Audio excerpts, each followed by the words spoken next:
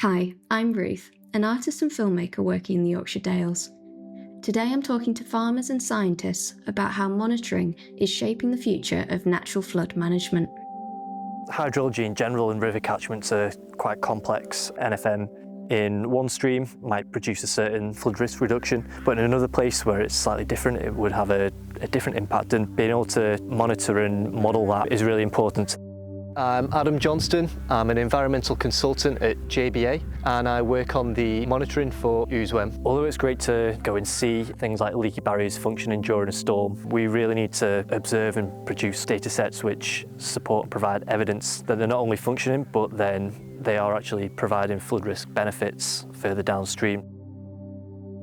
Hi, I'm Rob Ruddock. I'm Jo Olner. We farm together just outside Harrogate. The two farms together runs to 60 acres. We rotationally or mob graze with cattle, so we're moving cows sometimes 3 times a day depending on the state of grass growth at the time. You've got an idea that you're having a positive impact, but until somebody actually goes, well, there you go, that's your facts and figures, then that's the point where you go, oh, well, it was worthwhile doing it for all this time, worthwhile having that struggle.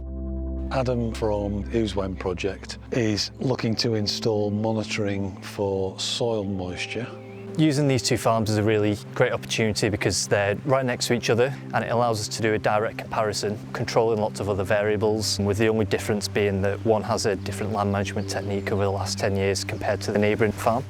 So we're hoping to understand better how changing land management practice in one changes the soil moisture capacity and the runoff processes on hill slopes and in farms. Hopefully we can work out or just prove that the mob grazing has a beneficial impact for the moisture levels in the soil.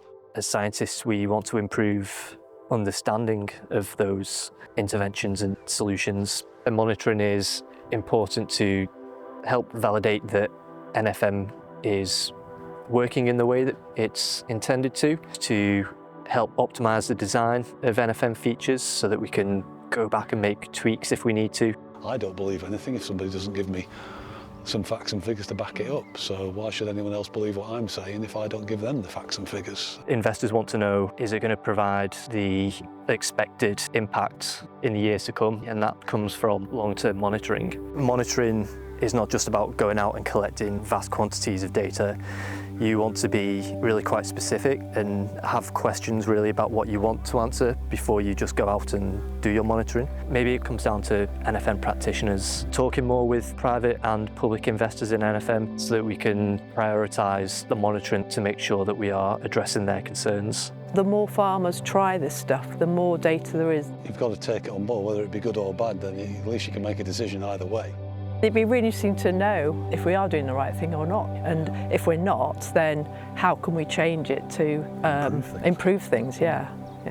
Again, without the data, we don't know what to do, so fingers crossed, we've been doing it right.